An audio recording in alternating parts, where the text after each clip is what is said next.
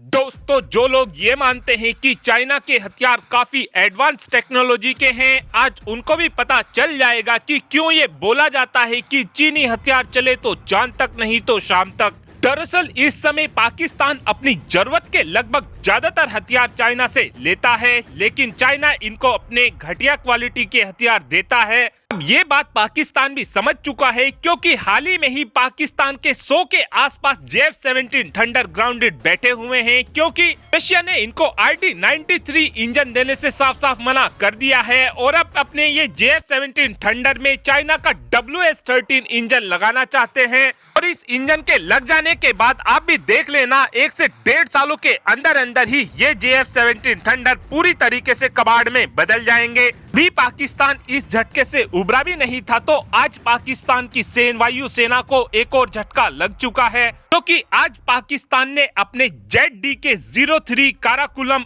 अवाक्स को ग्राउंडेड करने का फैसला ले लिया है। लेकिन आप कहेंगे कि इसमें खास बात है क्या? ये अवाक्स पुराने हो गए होंगे, इसलिए पाकिस्तान इनको रिटायर्ड कर रहा होगा। तो ऐसा बिल्कुल भी नहीं है, क्योंकि पाकिस्तान ने इन ZDK-03 अवाक्स को 2011 से 2015 के बीच ही खरीदा था, यानी इन अवाक्स को भी खरीदे हुए ज्यादा समय नहीं हुआ है। जो चाइना से इन्होंने सबसे पुराना अवाक्स लिया था वो 2011 में लिया था, जिसको चलते हुए मात्र अभी 12 साल ही हुए हैं। और जो इनके पास सबसे लेटेस्ट अवाक्स था उसको इन्होंने 2015 में चाइना से खरीदा था, और इसको चलते हुए केवल 8 सालों का ही समय हुआ था। और जिस समय पाकिस्तान ने चाइना से इन ZDK-03 अवाक्स को खरीदा था, उस समय चाइना की तरफ से ये बोला गया था कि हमारे ZDK-03 अवाक्स पाकिस्तान के साब आई से ज्यादा एडवांस हैं। लेकिन 10 सालों के अंदर अंदर चाइना के इन एडवांस अवाक्स की बैंड बज चुकी है, और अब पाकिस्तान इनको अपनी सर्विस से भी बाहर कर रहा है। इन अवाक्स को पाकिस्तान इसलिए भी रिटायर्ड कर रहा है, क्योंकि इन अवाक्स में लगातार टेक्निकल प्रॉब्लम चल रही थी, जिनको चाइना भी फिक्स नहीं कर पा रहा था।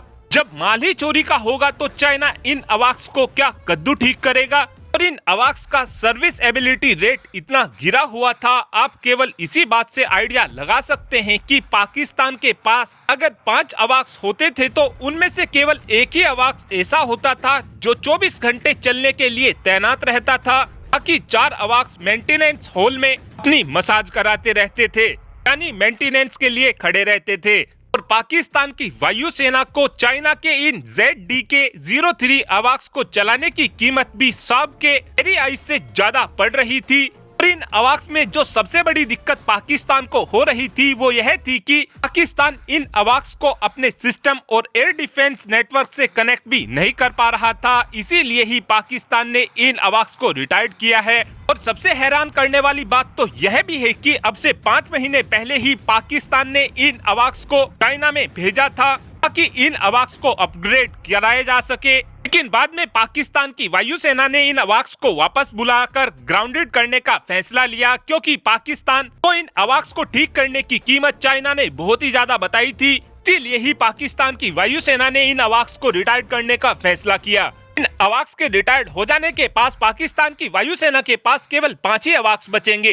और अब आप ही कमेंट कर बता सकते हैं कि चाइना के हथियार क्या अब भारत की हथियार की क्वालिटी के सामने टिक पाएंगे, हाँ या फिर ना? इस बात का आंसर आप कमेंट बॉक्स में दे सकते हैं। Thanks for watching this video. Have a good day.